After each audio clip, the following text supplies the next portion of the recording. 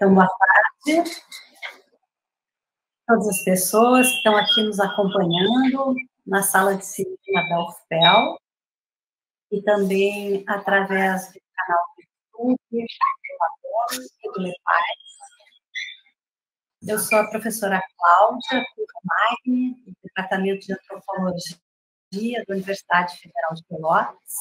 Coordeno o LEPAI, Laboratório de Imagem e Som, e nós estamos aqui nesse evento em parceria com o Labome, coordenado pelo professor Nilson Albino de Freitas, que está aqui conosco, da Universidade do Vale do Acaraú, Ceará. Também está sendo transmitido pelos canais do Labome e do LEPAIS, esse evento que constitui a mostra itinerante dos filmes premiados no concurso Pierre Verger, da Associação Brasileira de Antropologia. Esse concurso existe desde 1996 e ele acontece nos congressos de antropologia a cada 2 anos. No intervalo dos congressos, os filmes premiados circulam em várias regiões do país, instituições. Nós estamos tendo, então, o prazer de promover aqui a mostra itinerante, e ela vai ser realizada ao longo do mês de agosto, em 4 sessões, precisamente nas sessões de vocês.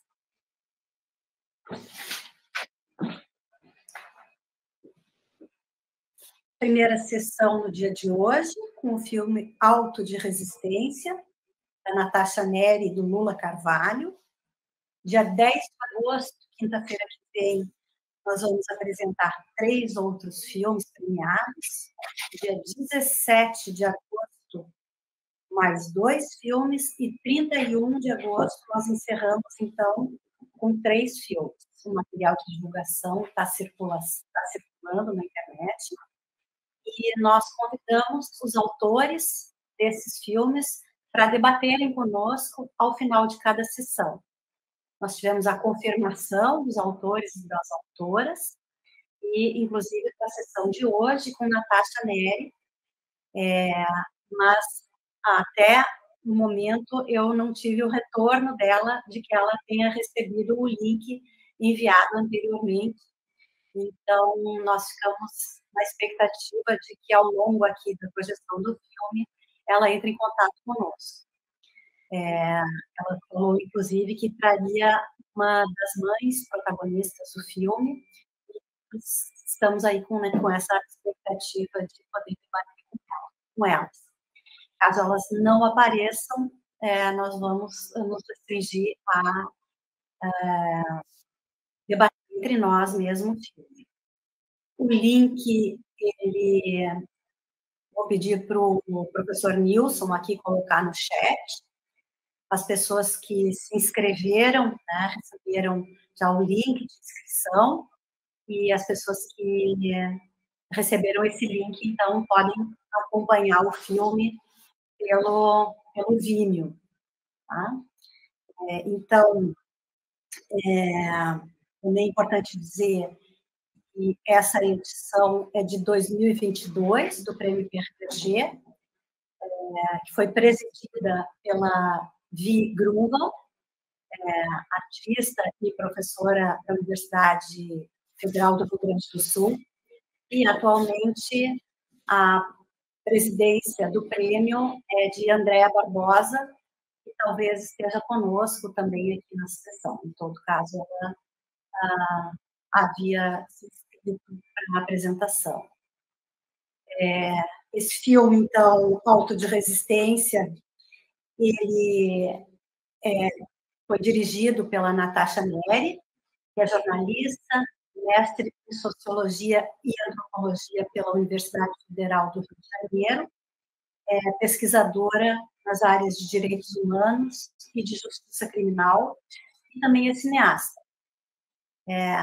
Coautoria de Lula Carvalho, que é diretor de fotografia de vários filmes brasileiros premiados, como Tropa de Elite, Robocop, Tartarugas Ninja, Festa da Menina Morta. E nós, então, passamos agora à projeção do filme. Agradecemos aí a presença de todo mundo. Nosso professor Nilson quer falar alguma coisa aí, de boas-vindas. Bom, bem rapidamente, né, queria só dar as boas-vindas, né, a todos e agradecer aí a oportunidade, né, de fortalecer essa parceria, né, da Paz, Labome, e convidar a todos, né, para participar da mostra nos próximos dias, né. A gente está divulgando aí nas redes sociais o calendário e a gente está convidando vocês a participar, né, de todas as atividades. Eu acho que enriquece muito a nossa formação. Então, muito grato aí. Vamos, né, eu vou passar aqui para a Cláudia. Eu acho que a Cláudia vai falar como vai ser a dinâmica agora, né, de hoje. Nós vamos, então, dar início à projeção aqui na sala de cinema. E para quem for assistir à distância, então, por favor, professor Nilson, se puder colocar o link no canal do Labome e no canal do YouTube. Tá. Tá. Aqui no chat está ok. E também, por favor, lá no canal do Labome do YouTube. Tá? Então, aqui, no momento, a gente interrompe a nossa conexão. E daqui 1h50 a gente retoma para conversar a respeito do filme, tá bem? Obrigada, gente.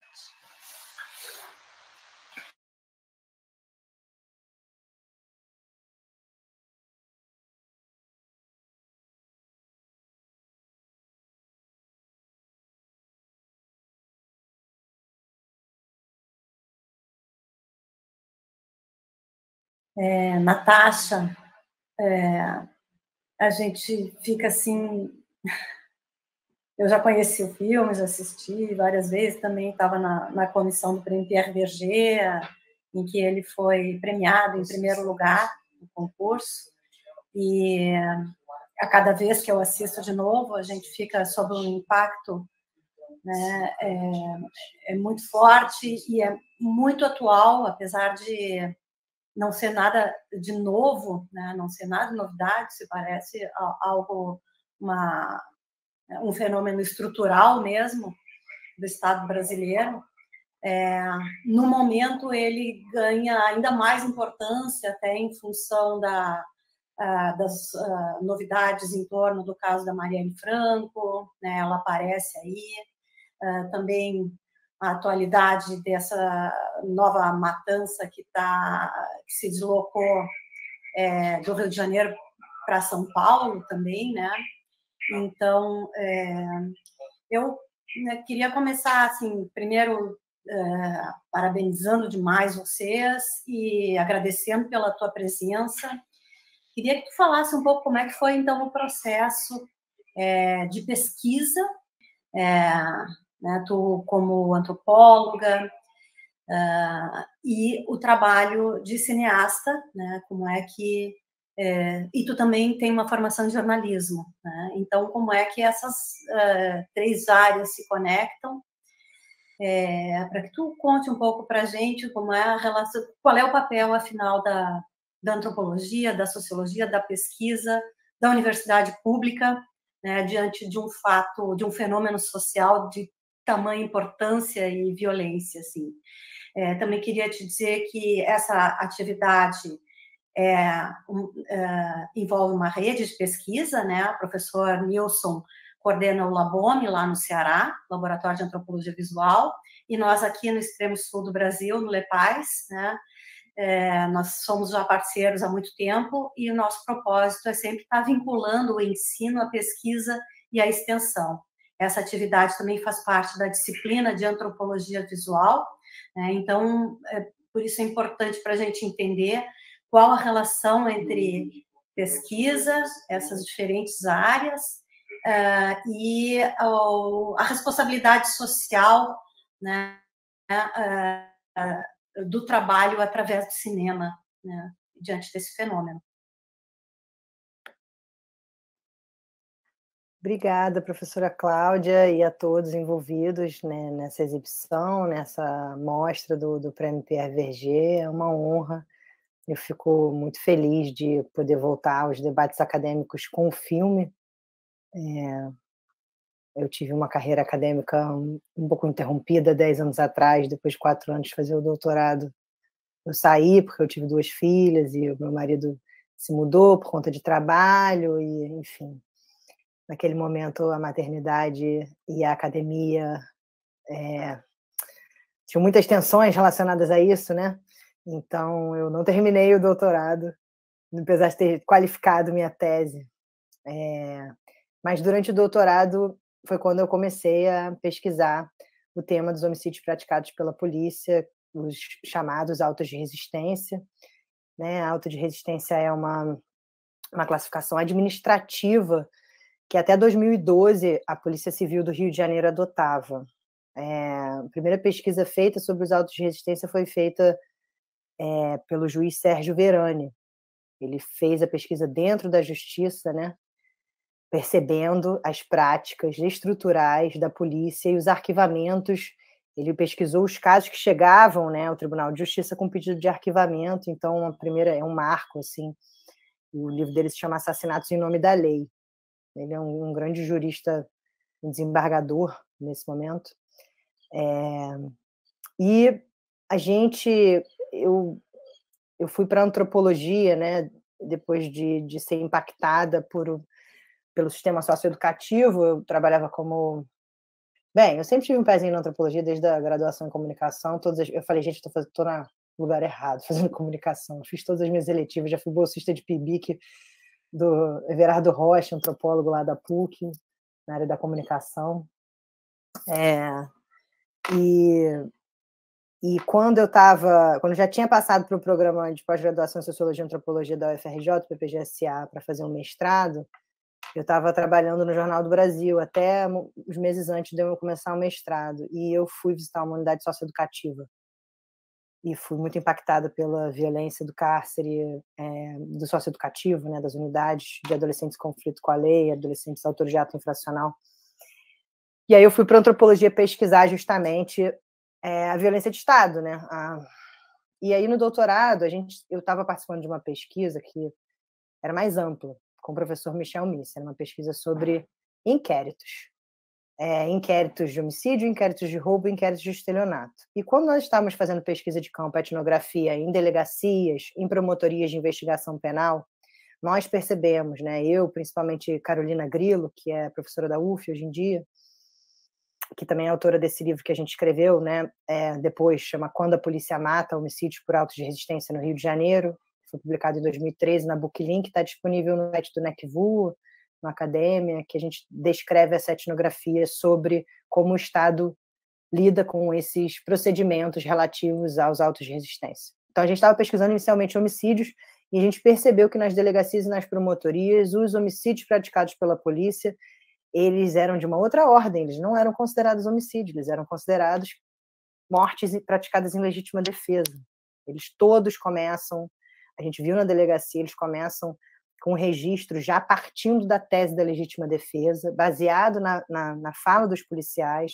Os policiais apresentam o caso, são as únicas testemunhas na maioria das vezes, os 2 policiais ou os policiais, o grupo, a guarnição envolvida, e a gente lia dezenas de inquéritos nas promotorias e nas delegacias que traziam a mesma narrativa, de que os policiais estavam em patrulhamento de rotina quando elementos, entre aspas, armados, atiraram contra a guarnição e eles revidaram uma suposta injusta agressão, termos que eram repetidos nos procedimentos e serviam para dar legitimidade àqueles homicídios nessa tese da legítima defesa. Então, a gente acompanhou a tramitação desses procedimentos até os promotores pedirem um arquivamento. E na pesquisa, Na época, o professor Michel Miss fez até uma análise quantitativa que mostrou que 2 anos depois das mortes, né, só 1% tinha tido denúncia, e aí, recentemente, também, diversas instituições como o SESEC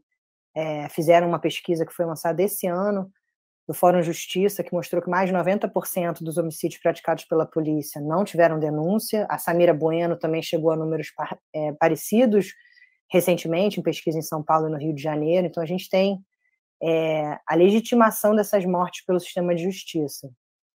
E aí a gente publicou um livro em 2013, eu abandonei o doutorado, e eu justamente passei a acompanhar a militância das mães. Eu conheci a militância das mães nos corredores do Tribunal de Justiça, indo assistir audiências nos tribunais do júri para a pesquisa que a gente estava fazendo sobre homicídios praticados pela polícia. E eu passei a me aproximar mais desses movimentos de mães, junto com a Juliana Farias, que é outra antropóloga também, agora está como professora na UNB, e foi roteirista comigo do filme, né? Então nós nos juntamos com a ideia, com a audácia de como filmar a ausência da justiça, né? Como que a gente faz um filme num universo em que menos de 10% dos casos tem uma denúncia, de que a gente tem um tempo de espera enorme, esse vazio da justiça, e as mães lutando, se levantando, indo para a porta do Ministério Público, indo para a porta do Tribunal de Justiça. Então, a gente teve esse desafio. Primeiro, eu tinha tido o desafio de como fazer uma etnografia dos inquéritos que não são investigados, né? Então, e aí, na etnografia, a gente pegava diferentes etapas.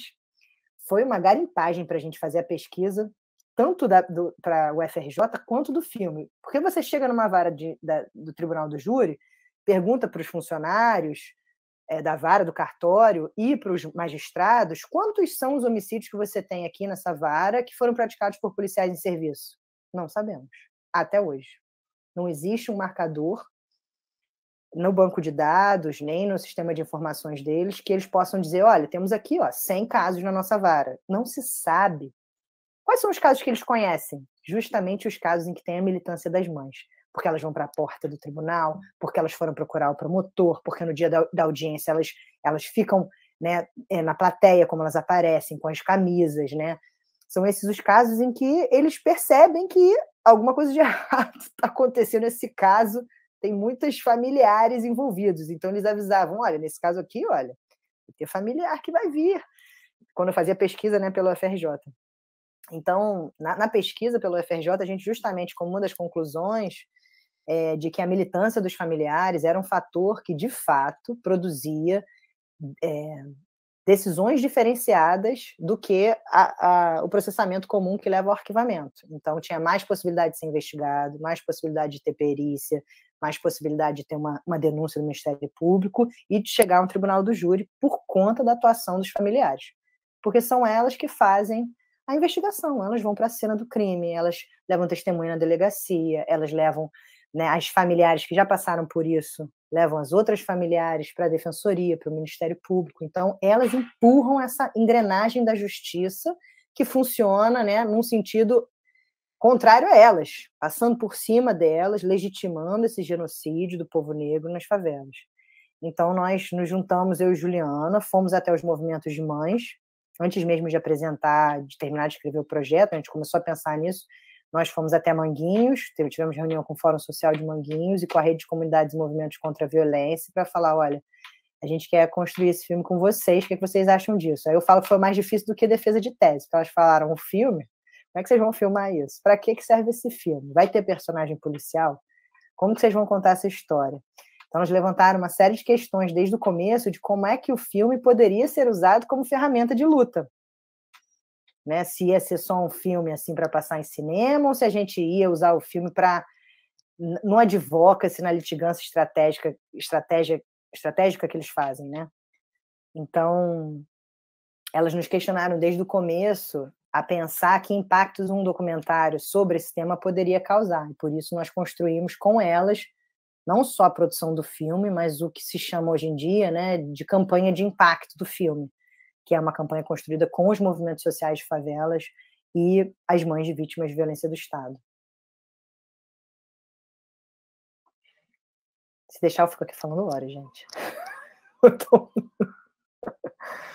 Mas, eu assim, estou adorando.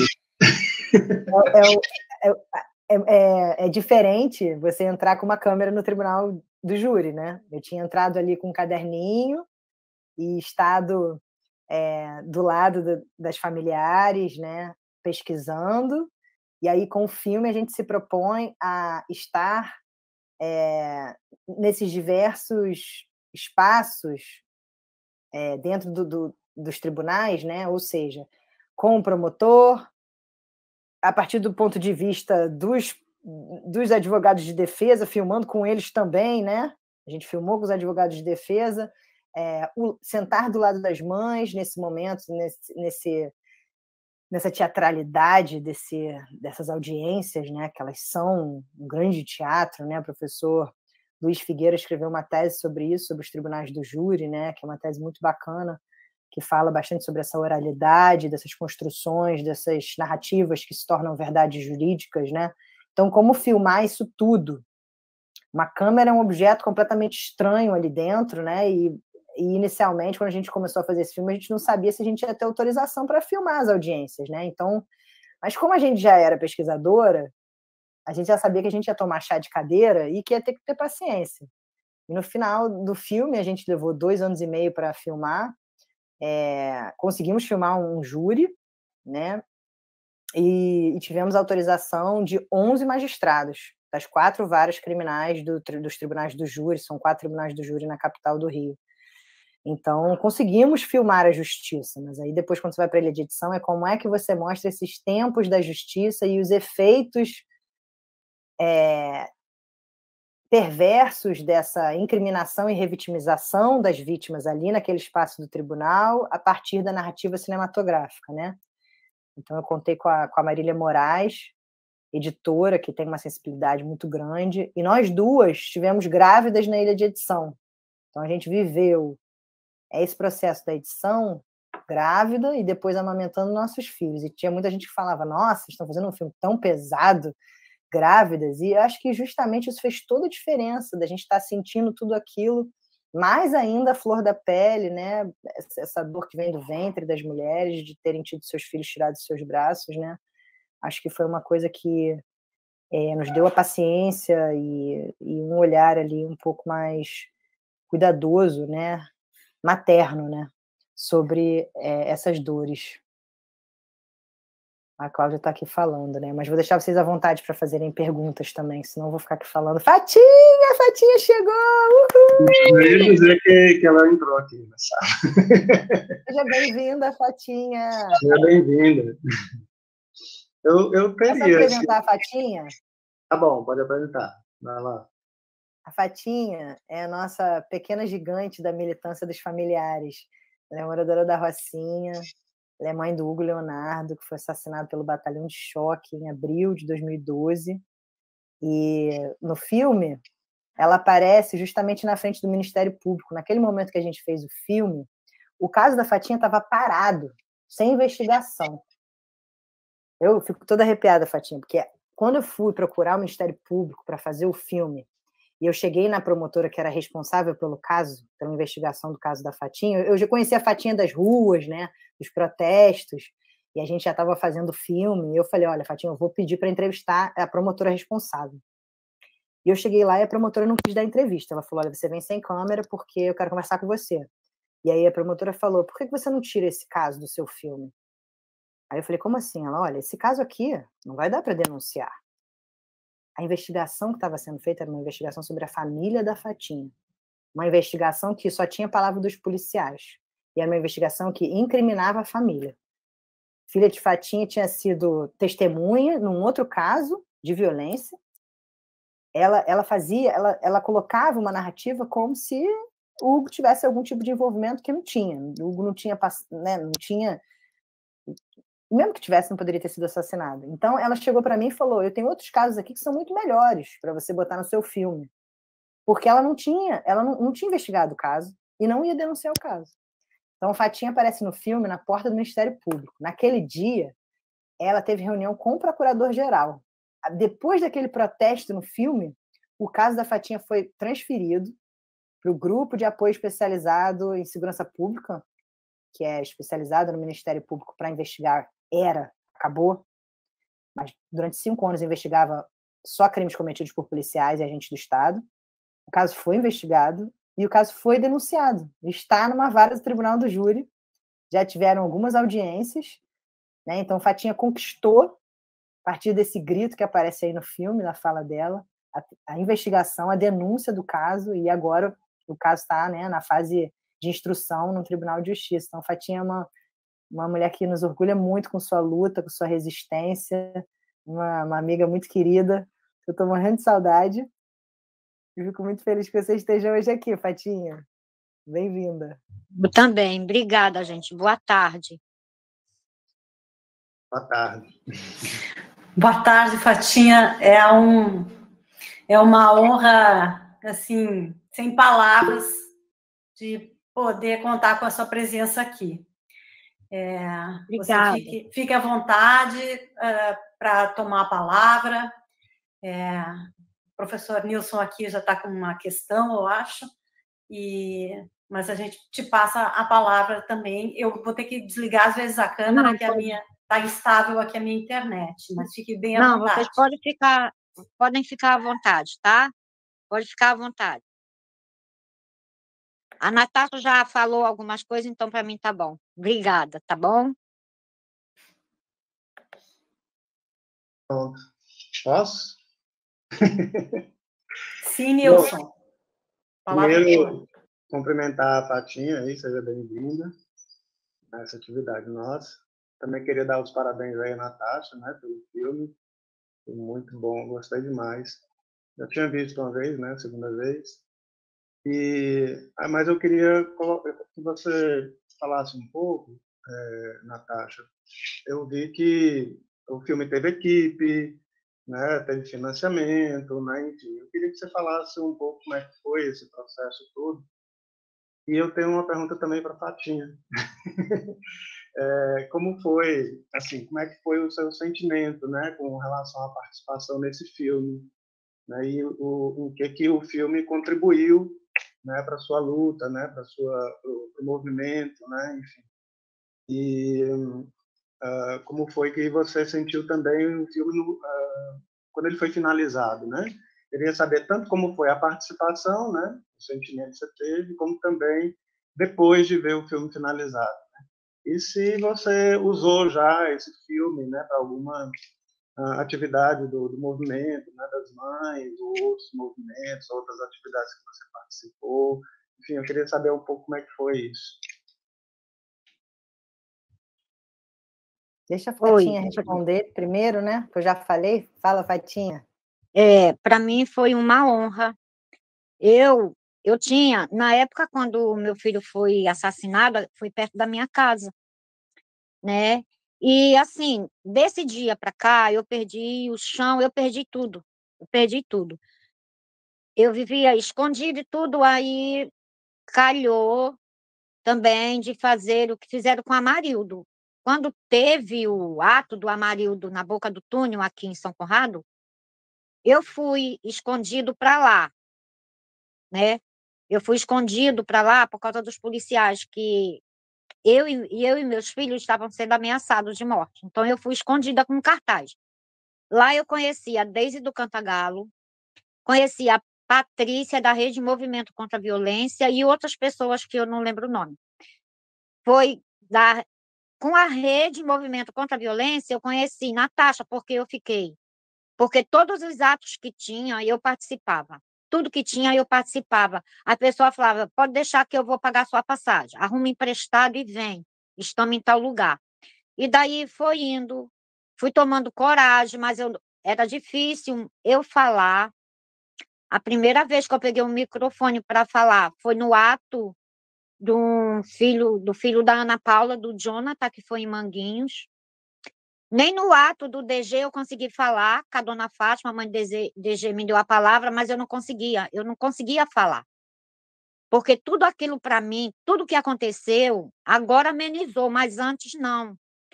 Então, esse lance do filme, da Natasha me procurar, eu gostei, porque eu já estava entrosada junto com as mães de Manguinho, com as outras mães, até com as mães de São Paulo, né?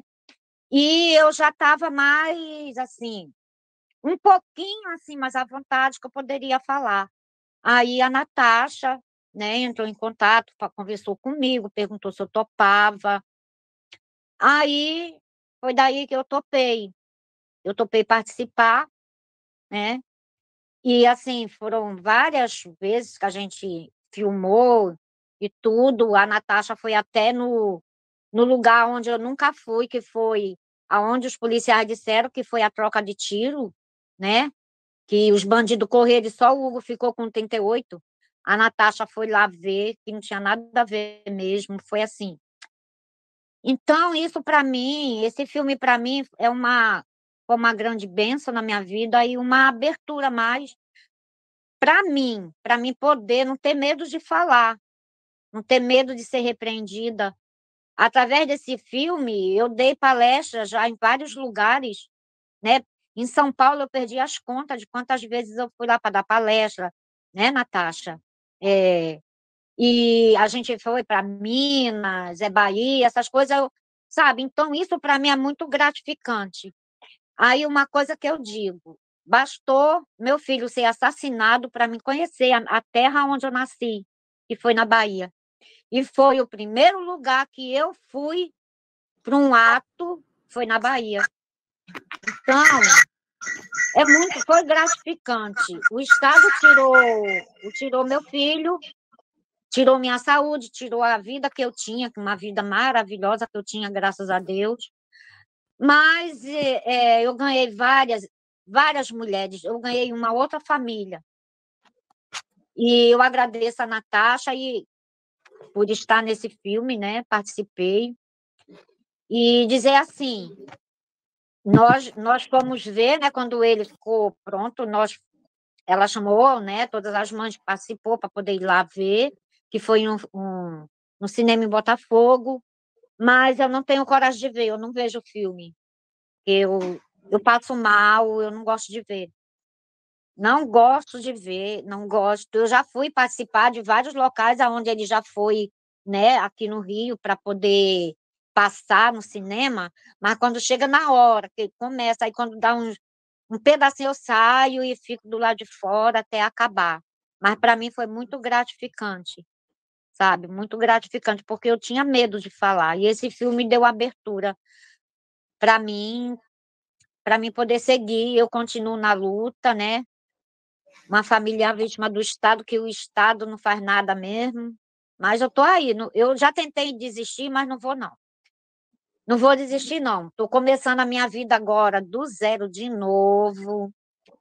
Começando do zero, mas estou com força, estou no pique para poder dar a volta por cima, comprar tudo que eu tinha, vou comprar, que eu vou conseguir, e ter um cantinho meu. É isso, mas eu agradeço muito a Natasha, a família dela, né? E as crianças dela são maravilhosas, eu amo muito. Eu ganhei, tá vendo? A minha família cresceu demais, você não tem noção. Tem noção. Então, são elas, esse povo me dão muita força. Me dão muita força. Agora, para ver o filme, gente, me convidem para ir para o cinema comer uma pipoca, mas eu não tenho coragem de ver. Meu coração não aguenta. Não só por a minha história, é um mínimo das histórias que tem, a realidade que tem ali nesse filme, sabe? Então, eu não aguento ver, não aguento. Mas é isso, eu agradeço muito, obrigada por deixar eu falar um pouquinho. Ultimamente, eu andei muito mal, mas agora, graças a Deus, eu estou dando a volta por cima, né? Que Deus é mais e muita axé, porque senão não vai, tá bom? Beijo, beijo para vocês, obrigada por me dar a palavra, tá bom? Fiquem com Deus aí. Continuamos. Obrigada, Fatinha. Estava com saudade de te ouvir também. Obrigado. Fizemos muitos debates. Fatinha participou de muitos debates do filme. Ela esqueceu de falar de um que, para mim, foi muito emocionante, que em 2018, quando a gente lançou o filme, no dia do aniversário da Fatinha, na comemoração do aniversário dela, a gente fez uma exibição na Rocinha, para a família, para os amigos, justamente próximo, né? Ali no 99 da Rocinha. Próximo aonde ele foi executado. Foi num barzinho, não tinha outro lugar, foi no barzinho mesmo, na parede do barzinho, botou o telão. Foi perto da onde meu filho foi executado. É isso. Foi meu presente de aniversário, o filme. Isso foi muito, muito marcante, né? Porque além da Fatinha, também teve uma outra militante, a Buba, do Fala Cari, que também escolheu passar o filme no dia do aniversário dela, poucos meses depois da morte da Marielle, para ela, tanto a Buba quanto a Fatinha falaram coisas semelhantes. Eu quero que a minha família, os meus vizinhos saibam o que eu faço, por que eu sou militante, para onde que eu vou quando eu saio para esses atos. E eu senti assim, né, uma tremenda emoção, fico toda arrepiada, porque o filme representar, né, a luta dessas mulheres, acho que a gente conseguiu, de alguma maneira, no filme ser justo com a importância que essas mulheres têm, que esse movimento de familiares tem, né, na luta pelos direitos humanos, na luta contra o racismo, na luta por justiça, por memória, por verdade, né? A gente ficou muito emocionado. E nesse dia também da exibição no aniversário da Fatinha, também foi a família do Amarildo, né? Também estava lá. Então foi um momento muito muito profundo, né? Muito impactante, estar todo mundo unido ali num ambiente familiar, num ambiente de vizinhança, com pessoas que a Fatinha gosta, seus vizinhos, sua família, né? Foi uma das exibições mais especiais. A família do Amarildo, a gente se conhece desde quando eu era menina, aqui dentro da favela, sabe? Então, foi muito bom naquele dia, ela me deu muita força, aquela família ali também é muito daqui do meu coração. E sobre a produção do filme, né, que o Nilson perguntou, esse é um filme que ele se tornou uma produção cinematográfica do cinema brasileiro, assim, né? Eu ainda chamo ele de um filme etnográfico porque eu e Juliana, né? Juliana também foi assistente de direção, nós fomos roteiristas juntas. A gente estava fazendo uma etnografia filmada, né? E os nossos pressupostos metodológicos e a nossa relação com o campo, ele veio da antropologia e da militância dos movimentos e não do cinema. Inclusive, a nossa forma de se relacionar com as mães, com as pessoas envolvidas ali naqueles territórios que a gente estava filmando, com o sistema de justiça, era muito diferente. Nossos tempos, as nossas formas de olhar, de interagir, eram muito diferentes da equipe que estava trabalhando com a gente. Eu tive uma equipe de cinema. E algumas pessoas na equipe, às vezes, ficavam agoniadas porque eu mandava boa parte da diária era para ficar com a câmera desligada, para a gente não invadir o espaço dos familiares, né? A gente chegou em situações muito duras, né? De reconstituição da chacina de Costa Barros, famílias completamente destroçadas. A gente tinha lugares que não dava para filmar, por uma série de dinâmicas territoriais que iriam vulnerabilizar as famílias. E a maior parte do tempo a gente estava com as famílias e não filmando as famílias. Então, essa nossa forma de olhar era um pouco, bastante diferente da forma de fazer cinematográfica tradicional dos documentários de pessoas que vêm da área de cinema. Nós não somente estávamos ali com um olhar antropológico, mas com um olhar de militante. Juliana, principalmente, era militante desde 2003, da chacina do Borel, né? E eu, nesse processo pré-filme, né, fui me aproximando da militância das mães, e eu digo que elas me formaram na militância. Elas são minhas orientadoras da militância, elas são minhas referências, né? Então, eu me tornei apoiadora dos movimentos de mães nesse processo ao longo do filme, né? Então concorremos então na Rio Filme.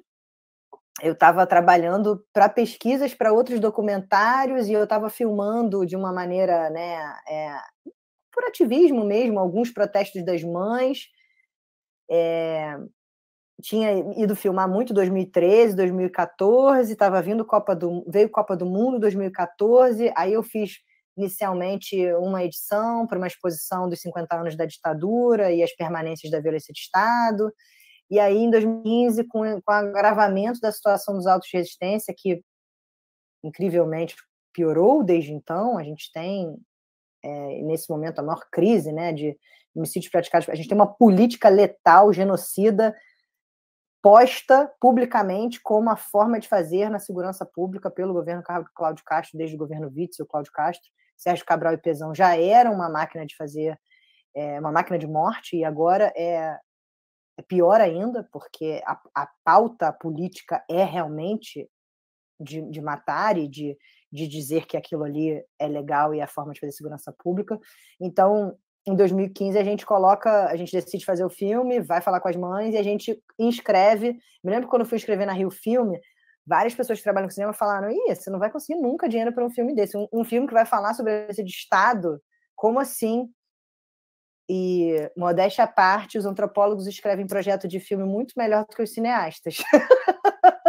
A gente tirou nota máxima da Rio Filme. Eu e Juliana Farias, porque o povo do cinema sabe fazer filme, mas escrever projeto...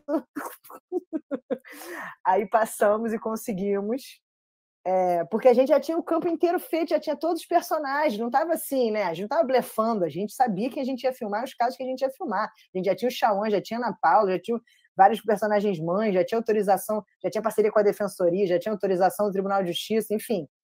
Então, a gente ganhou a Rio Filme, e aí era um edital casado com a Ancine, então metade Rio Filme, metade Ancine, e a gente também foi para uma rodada com os canais TV, que deram mais 1/3 do filme. O canal Curta já entrou desde o começo como coprodutor. Então, a gente viabilizou o filme em uma rodada de edital. Foi, assim, incrível. Eu falei, gente, vou fazer um filme com orçamento. Um baixo orçamento, mas eu tinha muito mais orçamento do que um filme guerrilha etnográfico, né? Eu não esperava que a gente fosse ter um orçamento para o filme. Não tivemos orçamento para a campanha de impacto, que agora é uma coisa que, principalmente internacionalmente, já se tem como um campo, né? Um campo dos documentários de impacto. Tem uma série de organizações não governamentais, Doc Society, Good Pitch, Chicken and Eggs, tem uma série de fundações que dão dinheiro para documentários de impacto e para campanha de impacto. A gente fez a campanha de impacto, exibiu em dezenas, mais de 100 exibições itinerantes pelo Brasil inteiro, a partir de parcerias com organizações de direitos humanos, diversas organizações e movimentos, sem R$1. Mas, para isso, hoje em dia, já existe um campo que capta grana para essa campanha de impacto, que é uma novidade.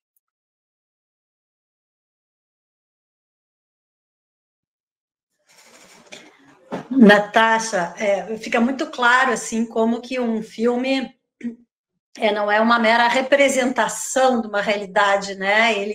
Ele tem uma agência na realidade, ele interfere, né? E eu acho que isso que tu está nos falando e o que a Fátima também nos colocou, né? É como ele impacta na vida das pessoas, né? Então aquela ideia de uma ciência neutra, né, de um antropólogo que, né, fica isento, é absolutamente inexistente, né? E, ao mesmo tempo, nós passamos aí por uma CPI, alguns anos atrás, que estava questionando justamente o método etnográfico, né? Justamente porque os antropólogos, as antropólogas se envolvem, né? E, portanto, não teriam isenção para trabalhar com laudos técnicos, por exemplo, né? E, no entanto, a gente vê que não existe outra maneira de trabalhar com o ser humano, a não ser sendo humano e estabelecendo uma relação de diálogo realmente, né? E de compromisso e de responsabilidade, né? Eu acho que esse filme de vocês demonstra muito isso, né? Essa responsabilidade com o outro, né? Fazer junto com essas pessoas, com essas mulheres, com essas mães, né? E, ao mesmo tempo, eu queria que falasse um pouquinho também da opção do método, porque é um método mais observacional, né? A gente não tem muito, assim, a visibilidade da câmera, a câmera, ela está mais...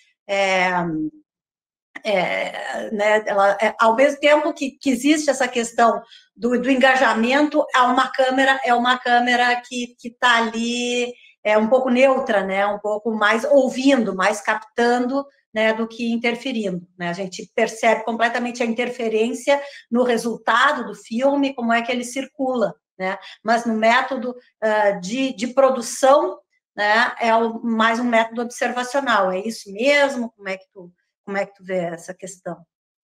Eu posso só complementar com uma questão também metodológica, é possível? Não, é sobre as imagens de arquivo, né, que você usou. Como foi esse processo, né, de busca e de conseguir essas imagens, né, para colocar no filme, autorização? Você também puder comentar sobre isso? Eu acho que a opção metodológica da forma de filmar, ela tem algumas razões.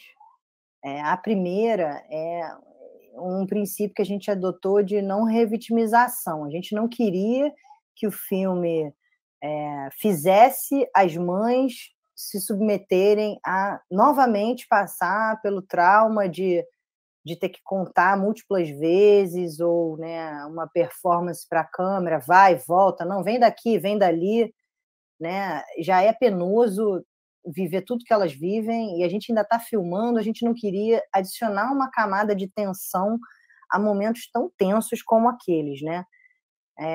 Então a gente deixava elas muito à vontade para dizer momentos que elas não queriam que a gente estivesse filmando, em que elas queriam que o microfone tivesse fechado, ou determinada coisa, olha, eu tive aquela conversa ali, mas isso não pode entrar. Então a gente deixava elas com essa agência para decisão do que filmar e não filmar. E aí a perspectiva do cinema direto foi uma coisa que desde o começo a gente planejou como, né, metodologia narrativa, né, no processo de filmagem, por acreditar que essas dinâmicas filmadas, elas são tão fortes que não precisava a gente fazer entrevista, nem contar mais nada, né? nem criar situações, porque elas estavam ali diante de nós, né?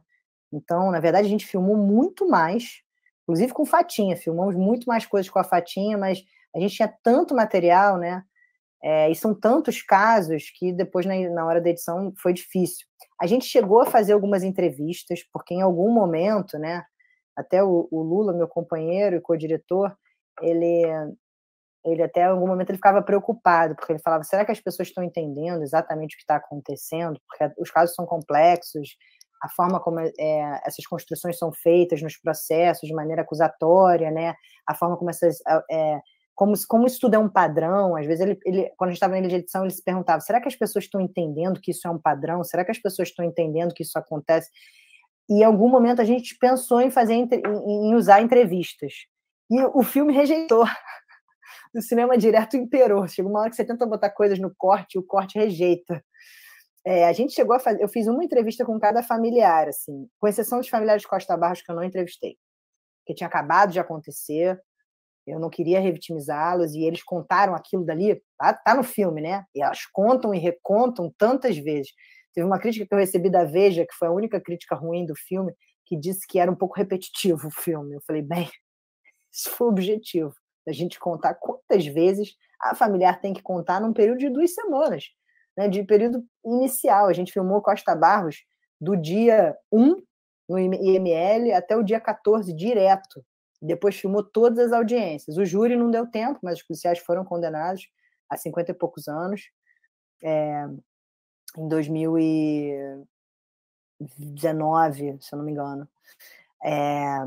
Então, o processo do filme teve essa pegada, né, de um olhar da câmera situada primordialmente ao lado das mães. A câmera, ela tá observando pelo cinema direto, mas ela tem um lugar, né? Ela está sentada e ela está andando com as mães. Então, ela chega no tribunal com as mães, né? Ela está sentada na plateia do lado das mães, ela está olhando por trás, né, das mãos das mães, os bastidores das mães. Então, a gente optou por estar com as mães nesse lugar mais próximo, mais íntimo, né? E tentar construir essa força que une as mães nos movimentos, como que elas vão juntas para todos esses atos, para todas essas audiências, como que elas se fortalecem diante desse vazio de justiça e dessa violência de Estado que é praticada também pelo sistema de justiça. Então, sobre as imagens elas estão todas no processo. Todas as imagens que estão no filme estão nos procedimentos judiciais ou nos inquéritos. E a gente teve acesso ou pela defensoria, ou pela promotoria, ou pelo juiz. Né? Então, são imagens que são públicas, porque os procedimentos são públicos, e nós utilizamos as imagens, pegamos os arquivos dos processos, né? Então, algumas dessas imagens estão na internet, em matérias, em vídeos que postaram na internet, mas a gente pegou as imagens no bruto mais longo, aquela sequência do Shawan, que é uma sequência difícil pra caramba, né, dele entrando no carro e botando o Alan morto em cima dele, né? São sequências dos vídeos que são usados no processo, que apareceram no processo, né? Os mais difíceis de conseguir foram os do helicóptero, porque a defesa dos policiais da CORE, que é a mesma CORE que assassinou João Pedro, que é a mesma CORE que assassinou 27 pessoas na chacina do Jacarezinho, a mesma CORE que nunca teve um tribunal nunca teve um júri popular. Todos os casos, quando chegam no Tribunal de Justiça, inclusive o caso que está no filme, eles são impronunciados ou absolvidos sumariamente. É a mesma CORE para quem o ministro da Justiça enviou 500 fuzis recentemente. A Coordenadoria de Recursos Especiais é o que há de mais militarizado dentro da Polícia Civil do Rio de Janeiro. E eles fizeram de tudo para eu tirar o caso do filme. E eu falei para eles enfiaram a mão na câmera, eles gritaram comigo, não me deixaram filmar a audiência. Foi a única audiência que eu não consegui filmar foi a deles. E eu falei, o caso de vocês vai estar no filme, vocês têm a oportunidade de aparecer falando na audiência, ou vai entrar o caso sem vocês falarem. E eles não quiseram entrar, e na época o juiz não quis me dar o juiz que estava atual na época não quis me dar os vídeos, mas o juiz antigo que tinha mandado prendê-los me deu todos os vídeos. Então, e os vídeos são públicos, não tem sigilo de justiça, né? Então, é isso.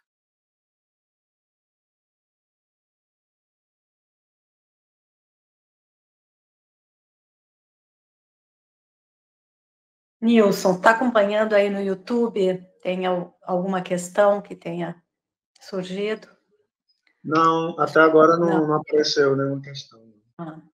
Infelizmente, a gente não consegue levar lá para baixo, lá para a sala do cinema, para quem está presencialmente aqui, porque dá eco lá. Então, a gente está com essa comunicação assim um pouco interrompida. Mas eu acho que a gente já pode ir se encaminhando, então, para o encerramento, Nilson. É isso? Pode sim, fica à vontade. Questões não vão faltar, não, mas... Eu acho que eu teria uma última questão também, né? Essas relações hierárquicas, assim, que tu deve ter enfrentado, né? Tu estava lidando com interlocutores, assim, de diferentes níveis de poder, né? Muitas vezes a antropóloga trabalha com grupos subalternos, e a própria posição da academia, às vezes, é uma posição, assim, hierarquicamente superior, e, no entanto, essa antropologia, essa etnografia aí, como chamado, com grupos up, né, com elites, ou dentro do sistema jurídico, né, com juízes, ou pessoas de outros níveis de poder, níveis políticos ali, que aparecem ali, senadores ali no filme de vocês, né, impõe um jogo de cintura incrível, né, e também demonstra uma coragem absurda, tanto dos cineastas quanto das mães, né, Fatinha, né, vocês, assim, têm uma coragem assim, admirável, né, então, eu queria, assim, minha última questão seria nesse sentido, né, como lidar com essas relações de poder, assim que vocês enfrentam a Natasha em termos do filme, né, e a Fátima em termos aí do cotidiano, né, de ter enfrentado toda essa história aí de sofrimento tão dramática, assim como ela nos relata. Eu posso só complementar também a pergunta, que vai também nesse sentido. Se esses grupos de elite, como foi a recepção do filme para esses grupos, né? Se houve algum tipo de constrangimento contra vocês, ou se, pelo contrário, enfim, eu queria que você comentasse um pouco sobre isso. Acho que é um pouco na linha aí da pergunta da Cláudia, né?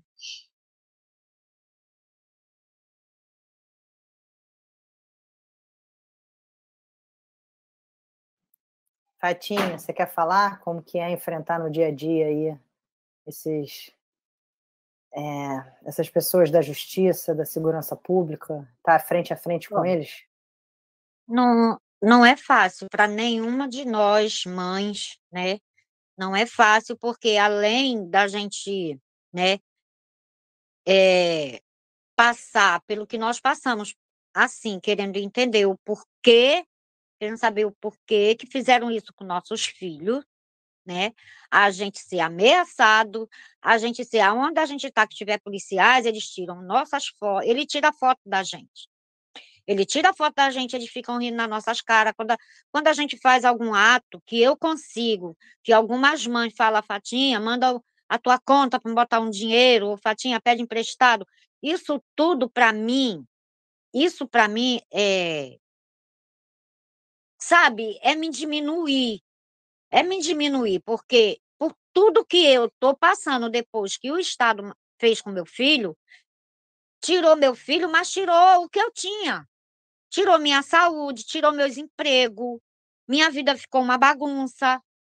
Eu tinha um marido, que a gente vivia muito bem, não faltava nada na geladeira. Era maravilhosa a minha vida, sabe? Mas aí, depois do caso, os policiais ficavam. A minha filha vendia as coisas que eu faço, que eu trabalho com artesanato, reciclagem, essas coisas. Então, minha filha mais velha botava os caixotes lá na rua, ali na Estrada da Gávea. Botava os caixotes, uma tauba em cima, botava o tecido, né, para cobrir os caixotes, para poder botar meus artesanatos para vender. E os policiais passavam para lá e para cá e fazendo assim, né? É assim, estou de olho em vocês. Estava sempre nos ameaçando de alguma coisa. Então, isso me dava medo. Até para mim poder sair para os encontros das mães, para movimento, para essas coisas, a gente só botar a camisa na hora de fazer o ato, de estar lá na caminhada e depois tirar e ficar olhando para os lados. Fica olhando para os lados, uma com a outra, e estar sempre juntas. Por quê? Eles fazem isso e nos intimidam. E quando você vai numa audiência que eles ficam encarando com aquele ar de deboche, é pior ainda. É pior ainda. Em saber que, assim, às vezes eu penso, não vai dar em nada. Não vai dar em nada. Bagunçar a minha vida. Não é porque na família tem um que é errado que o resto da família vai pagar. Eles mataram meu filho, mas futucaram a minha vida toda, a vida dos meus outros filhos. Sabe? Aí, quer dizer, eles tentaram botar a culpa da morte do meu filho em mim, na minha família. Aí fica difícil. Aí assim, você pensa em desanimar, não sair mais, não ir a lugar nenhum. Eu já fiquei dias trancada dentro de casa. Só pão e água e olhe lá, sem querer sair de dentro de casa, porque com depressão, ansiedade, um monte de coisa. Aí, quer dizer, aí, além do mais, a gente não tem assistência nenhuma. Eu sou assistida pela doutora Tânia do NAPAV, a psicóloga.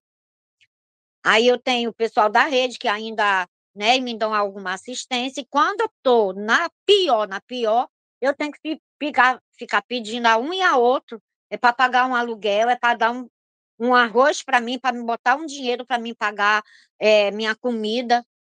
Graças a Deus, agora a minha vida está melhorando, mas assim, o Estado só bagunçou e me deixou com medo, porque eu ainda tenho medo de sair.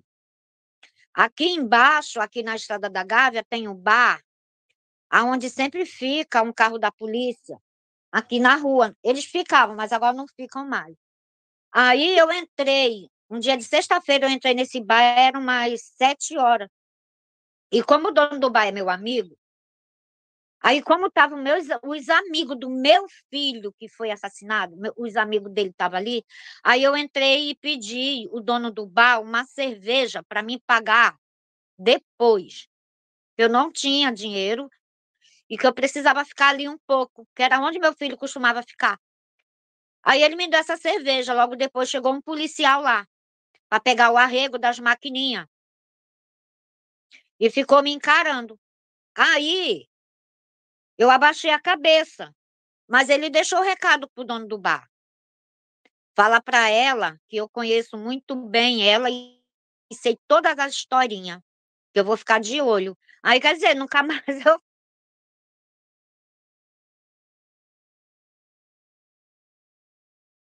fui público para reuniões, para alguma coisa, eu falo, se acontecer alguma coisa comigo, foram foram eles, porque eu detono mesmo, que eles recebem arrego, mas eles me intimidam. Eu tenho medo. Quando eu saio para longe, a gente fica sempre no celular, as meninas mandando mensagem. Fatinha, onde você tá? Fatinha, já tá perto? Fatinha, tá tudo bem? Sabe? Porque além deles tirarem a vida do meu filho, eles estão assim, tá assim. Mas vai melhorar. Eu tenho muita fé. Minha mãe Ansan me dá força. Eu tô indo, né? Mas que a minha vida não tá boa, não tá, não. Por causa de quê? Por causa do Estado, que bagunçou. E eu escuto coisas também de pessoas que às vezes estão no meio da gente, que falam assim, ai, mas você chora muita miséria. Mas, gente, não é chorar miséria, porque viver do jeito que ficou a minha situação e lembrar de como era a minha vida, de eu ter meu tudo dentro da minha geladeira, agora eu estou num lugar, eu estou morando, estou me escondendo num lugar que nem geladeira eu tenho. Não tenho geladeira, não posso nem lavar roupa, tenho que ficar pedindo os outros para lavar minha roupa, porque minha máquina de lavar também ficou para trás. Deixei muita coisa para trás para mim poder, para mim poder ficar em paz. Só que no dia veio 2 policiais aqui outro dia na minha casa. 2 policiais não. Veio um encapuçado e um policial, mas graças a Deus não fizeram nada comigo. Aqui onde estou morando é 5 quartinhos. É 5 kitnet, é um quartinho de 2 metros com banheiro. Eles abriram o cadeado do portão aqui de baixo e eu não ouvi eles entrarem. Eu já estava acordada. E eles só vieram aqui no meu quarto e no quarto do rapaz aqui em cima. O resto dos quartos aqui é 5 kitnet. Aí bateram aqui, eu abri, eu estava até falando com a minha filha, né, que ela estava falando para mim não sair de casa. Aí ainda bem, eles não fizeram nada comigo. Eles olharam, ele olhou, mas o que estava encapuçado, eu tenho certeza que era X9, ficou em pé na porta. Mas assim, eu fico com medo, sabe? Eu tenho medo sim, que eu não sei o que eles podem fazer comigo. Dentro da favela, eles aprontam tudo. Agora, fora não. Fora eles são santinhos. Dentro da favela, quando eles não podem matar com tiro, eles matam com arma branca, que não faz barulho. E fica por isso mesmo. E as pessoas falam que eu sou maluca, né? Falam que eu sou maluca, que isso não vai trazer meu filho de volta, mas eu não quero saber, eu sou maluca, não. Eu vou até o fim. Até eu morrer, eu vou correr atrás. Eu vou correr atrás, porque o Estado é para nos apoiar, é para nos dar conforto. A polícia, a BOP, quando entrou, a BOP não, o PP veio para quê? Veio para quê? Para arrumar dinheiro. E está por isso mesmo ganhando dinheiro, muito dinheiro. É muito dinheiro por trás disso.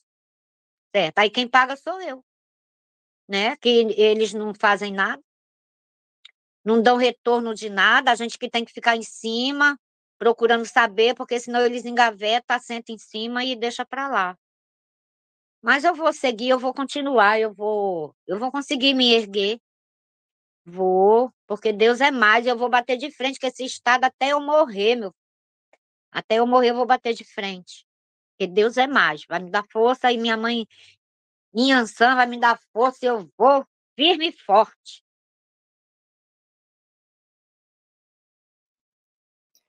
Depois da Fatinha falar isso tudo, não tem nem graça eu falar qualquer coisa, né? Vocês veem pela fala da Fatinha como que as mães enfrentam no dia a dia, né, essa proximidade com os mesmos agentes do Estado que violaram seus direitos tantas vezes e tiraram seus filhos, seus companheiros, seus familiares Porque a Fatinha, ela é militante de direitos humanos e ela não milita só no caso dela. Todas as operações, todas as ilegalidades e abusos das forças policiais, do Exército, a Fatinha denuncia. Ela se tornou uma referência, né? Na Rocinha, né? Quando acontecem outros casos, né? A Fatinha encaminha os casos. As mães que estão no movimento, elas se tornam referência para as suas favelas inteiras, né? Elas são procuradas quando novos casos acontecem. Então, ela não fala só do caso do Hugo Leonardo, que aconteceu há 11 anos atrás. Fatinha fez 11 anos. Ela não fala só do caso do Hugo Leonardo, ela leva a pauta da violência de Estado como um todo, porque as mães que estão na luta, elas não estão somente por seus casos individuais, elas estão contra a violência de Estado como um todo, e estão, né, chamando atenção para essas práticas cotidianas de fazer morrer, de desaparecer corpos, né, de incriminar, de legitimar, de desumanizar, né, da forma como acontece. Então, por outro lado, existe sempre uma avaliação de risco do quanto que aparecer num filme, numa matéria, pode trazer uma camada de proteção. Então, em determinados momentos, por exemplo, Fatinha, quando fala que ela estava ameaçada, e quando ela vai no protesto do Amarildo, e quando ela começa a falar na mídia, por um lado, isso traz uma proteção, porque os policiais, eles ameaçam para justamente que a pessoa não ponha a boca no trombone. Conforme o caso se torna conhecido e a mãe ocupa um espaço que ela galgou, que ela lutou para ter na mídia, né, não só na mídia comunitária, mas na mídia mainstream mesmo, isso dá uma proteção. Então, essa avaliação de risco, ela é feita e refeita, né, a cada passo dado pelas familiares. Então, as familiares que estão no filme avaliaram que, junto com os seus movimentos, que estar no filme seria bom, porque daria, inclusive, legitimidade, como a Fatinha falou, para a sua própria militância, né? Agora, tem outros momentos, em outros casos, que a pessoa está numa visibilidade tão forte, às vezes quando o caso é muito recente, ou às vezes quando tem, por exemplo, algum andamento no caso, ou vai ter uma denúncia, tem uma nova testemunha, quando os casos vêm à tona, às vezes tem, né, uma nova conjuntura que exige uma proteção maior e evitar de se expor. Então, essa é uma avaliação, né, a todo tempo sendo refeita, né? Então, e é isso. Quando a gente foi, por exemplo, passar o filme na Rocinha, né? Quem faz avaliação de riscos é a Fatinha e as pessoas locais, se dá para passar, se não dá para passar. A gente passou o filme em muitas favelas. A gente passou também em Manguinhos, por exemplo, a metros de distância de onde o Jonathan, filho da Ana Paula, foi assassinado. E eu me lembro que, na época, a Anistia Internacional fez uma avaliação de que era altamente arriscado, porque a UPP ainda estava lá, a poucos metros da quadra onde a gente passou. Mas a avaliação das mães de Manguinhos era de que aquilo dava legitimidade e proteção para o que elas fazem e para o evento que elas iam fazer, que é o Levante das Mães de Manguinhos, todo maio. Então, a gente esteve no Levante das Mães de Manguinhos, com o filme passando, e aquilo dava uma certa proteção, uma camada de proteção, né, para o próprio Levante das Mães de Manguinhos. Então, essas questões de ameaça, né, e da proximidade com essas hierarquias da justiça e da segurança pública, né, são muito tensas, né? Com o filme, a gente esteve frente a frente, né, com as pessoas que cometeram os homicídios, com os atores do sistema de justiça que têm a responsabilidade por fazer o controle externo dessas ilegalidades praticadas pela polícia, pelas polícias, né? Então, a gente esteve frente a frente com os promotores, com os magistrados que atuavam nos casos, né? E com os policiais, né?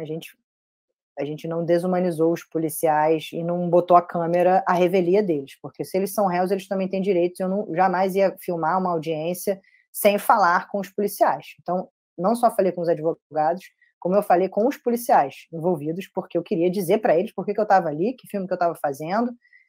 Alguns cineastas muito famosos falaram para mim que eu devia botar... Por que você botou tarja nos policiais? Você devia usar audiência pública. Eu falei, porque eu fui falar com eles dentro das carceragens ou do lado de fora, nas salas de espera, expliquei o filme e dei para eles o livre-arbítrio de escolher se eles queriam aparecer com imagem, com voz, como é que seria. Eu expliquei que era um filme sobre homicídios praticados pela polícia. Eles tiveram uma série de reações em relação a isso.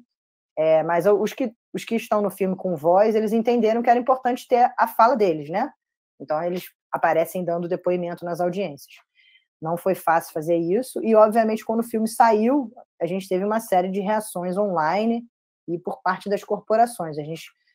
Quando a gente foi lançar o filme, a gente teve um cyber-attack assim, de 35 mil dislikes da noite para o dia, com hashtag Bolsonaro 2018, com comentários bastante violentos sobre o filme, sobre as mães e sobre a equipe do filme. Fizemos uma avaliação de risco na época com o Ministério Público, com a Anistia Internacional, de que as ameaças não eram diretas, então não precisava a gente tomar nenhuma medida de proteção, mas era esse clima 2018. Marielle tinha acabado de ser assassinada, a gente estava sob intervenção federal, o general Braga Neto era o interventor da segurança pública no Rio de Janeiro, a gente tinha milhares de homens do Exército ocupando diversas favelas, diversas violações acontecendo, e a corrida presidencial da campanha de Bolsonaro. Então, era um momento muito difícil. Sofremos críticas dos delegados, da Associação Nacional de Delegados, postou em seu blog. O BOP e a CORE, né, fizeram chegar aos nossos ouvidos de que nós éramos personas não quistas, né, pelos batalhões, porque o filme ficou rolando nos grupos dos policiais, então alguns policiais fizeram essa informação chegar até nós, mas isso faz parte, quando você está trazendo publicamente a voz das mães e a voz, empoderando essa voz das mães e mostrando que a violência é de Estado e que esses casos não são isolados, que não é aceitável considerar legítima defesa esses casos, né? Isso gera reações. E é isso, a gente tem que cada vez mais ocupar esses espaços com filmes, né? Vocês falaram antes isso, né? Fazer antropológico imparcial ou parcial, eu não acredito em imparcialidade, eu acho que tudo é parcial, e a gente tem o dever de se questionar qual é o nosso papel enquanto cineastas, enquanto acadêmicos, enquanto pesquisadores, enquanto movimento social, né? Em que posição a gente vai estar nessas diversas lutas sociais e políticas que estão sendo travadas, né? Eu acho que já passou do tempo, né, da academia buscar essa imparcialidade, né? E o fazer científico, ele não deixa de ser científico por a gente estar denunciando violações de direitos humanos. A gente está denunciando violações de direitos humanos. Não é aceitável.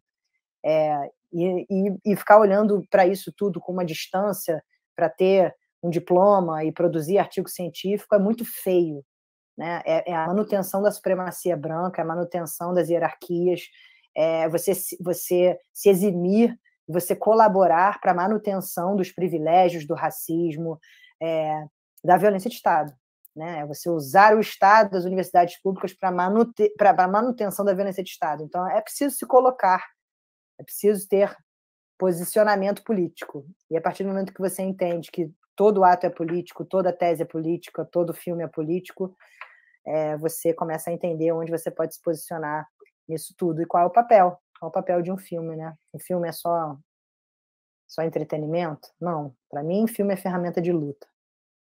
E foi isso que as mães como Fatinha me ensinaram, né? Filme pode ser camada de proteção, pode ser uma forma... Aliás, só para terminar, que a gente já passou aqui do tempo, né? O filme foi uma forma da gente entrar nas instituições do sistema de justiça para debater o controle externo da atividade policial e a atuação dos operadores do direito nos casos. A gente foi para o Ministério Público do Rio, a gente foi para o Ministério Público Federal, a gente foi para a ONU, a gente foi para a Defensoria Pública da União, para o Tribunal de Justiça do Rio de Janeiro, para a Defensoria Pública de diversos estados, para associações de defensores públicos. A OAB do Rio fez um circuito levando para todas as seccionais da OAB. A gente fez debates em faculdades de Direito, faculdade de Ciências Sociais. Tem vários professores da área da segurança pública e do direito que adotaram o filme como bibliografia.